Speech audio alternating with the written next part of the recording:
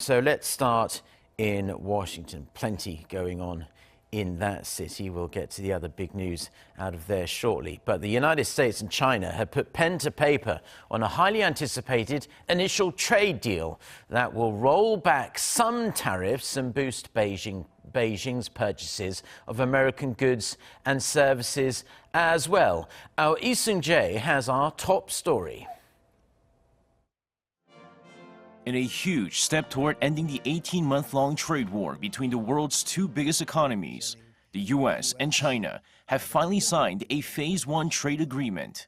After U.S. President Donald Trump and visiting Chinese Vice Premier Liu He signed the deal at the White House on Wednesday, Trump praised the deal as a step toward fair and reciprocal trade between the two sides. Today we take a momentous step, one that has never been taken before with China, toward a future of fair and reciprocal trade as we sign Phase 1 of the historic trade deal between the United States and China.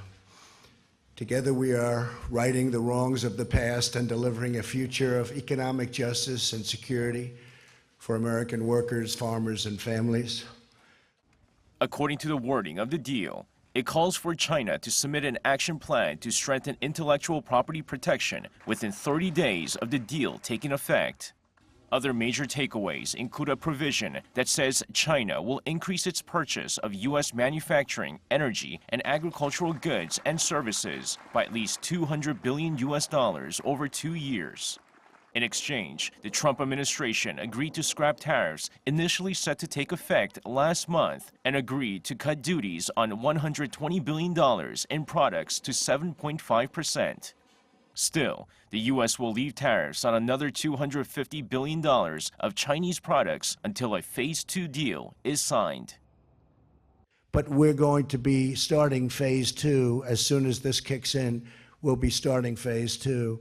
We're leaving tariffs on, which people are shocked, but it's great. But I will agree to take those tariffs off if we are able to do Phase 2.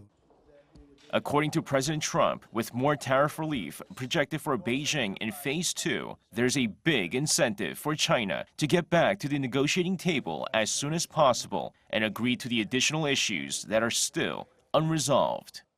Seung-jae, Arirang News.